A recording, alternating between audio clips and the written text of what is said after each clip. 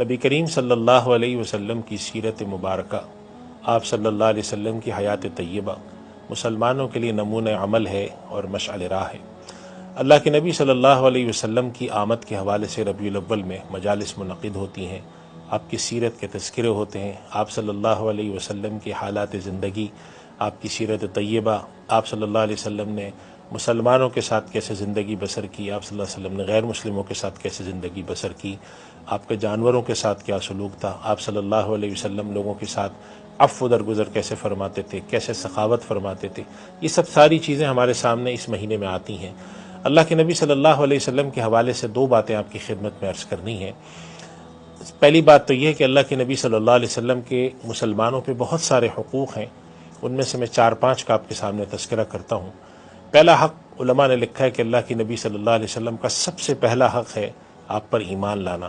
آپ صلی اللہ علیہ وسلم پہ الحمدللہ ہم سب ایمان لاتے ہیں، ہم سارے مسلمانوں کا ایمان ہے،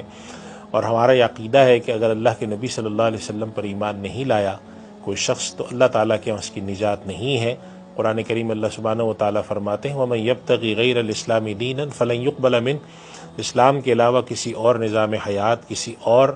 مذہب کو اللہ کے ہاں قبولیت نہیں ہے، اور اگر کسی شخص نے اسلام کے علاوہ کسی مذہب کو اختیار کیا تو اللہ سبحانہ و تعالیٰ فرماتے ہیں لن يقبل منہ، یہ بات اس سے قبول نہیں کی جائے گی۔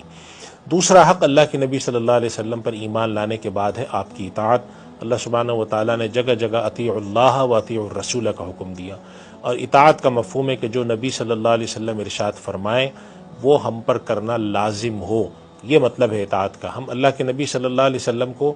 صرف درس اخلاقیات دینے والا نہ سمجھیں، بلکہ اللہ کے نبی صلی اللہ علیہ وسلم کے حکم کو اپنے لیے ایسے ہی واجب الاتباع سمجھیں، واجب الاطاعت سمجھیں، اس کی تعمیل ضروری سمجھیں جیسے اللہ کا حکم ہوتا ہے۔ اسی لیے اللہ سبحانہ و تعالیٰ نے اطیعوا اللہ و اطیعوا الرسول ملا کر فرمایا، اور ایک جگہ تو یہ بھی فرما دیا من یطع الرسول فقد اطاع اللہ، جس نے نبی صلی اللہ علیہ وسلم کی بات سنی، آپ کا کہا مانا، آپ کے حکم کی تعمیل کی، اس نے دراصل اللہ کے حکم کی اطاعت کی، اللہ کے حکم کی تعمیل کی۔ اور اس کی وجہ کیا ہے؟ دوسری جگہ ارشاد فرمایا وما ينطق عن الهوى، نبی اپنے تئیں اپنے پاس سے اپنی خواہش سے کوئی بات نہیں کہتے، ان هو الا وحی یوحی، نبی جو بات بھی کہتے ہیں وہ وحی کی روشنی میں ہوتی ہے۔ تو آپ صلی اللہ علیہ وسلم کا دوسرا حق آپ کی اطاعت ہے، اور آپ صلی اللہ علیہ وسلم کا تیسرا حق آپ کی اتباع ہے۔ اتباع کا مطلب ہوتا ہے آپ کی پیروی کرنا، جو کام آپ نے کیے ویسے کرنے کی کوشش کرنا، جیسے آپ نے نمازیں پڑھیں، جیسے لوگوں کے ساتھ برتاؤ کیا، جیسے آپ نے کاروبار کیا، جیسے لوگوں کو کاروبار کرنے کا حکم دیا،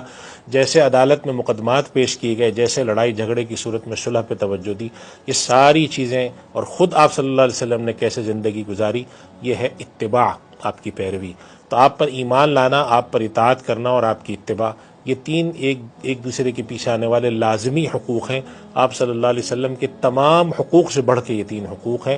اور اللہ سبحانہ و تعالیٰ نے تو قرآن کریم میں آپ صلی اللہ علیہ وسلم کو حکم دیا کہ آپ اس بات کا اعلان کر دیجئے انسانوں میں اور مسلمانوں میں کہ اگر تم اللہ سے محبت کرنا چاہتے ہو تو میری اتباع کرو۔ یعنی ہم یہ دیکھنا چاہیں کہ کسی شخص کا اللہ سے محبت کا دعویٰ ہے یا کوئی اللہ سے محبت کرنا چاہتا ہے، ان کنتم تحبون اللہ فاتبعونی، تو اللہ کے نبی صلی اللہ علیہ وسلم فرماتے ہیں کہ اتباع میری کرو۔ اللہ کے نبی کو حکم ہوا کہ آپ اعلان کر دیجئے اللہ سے محبت کے دعوے،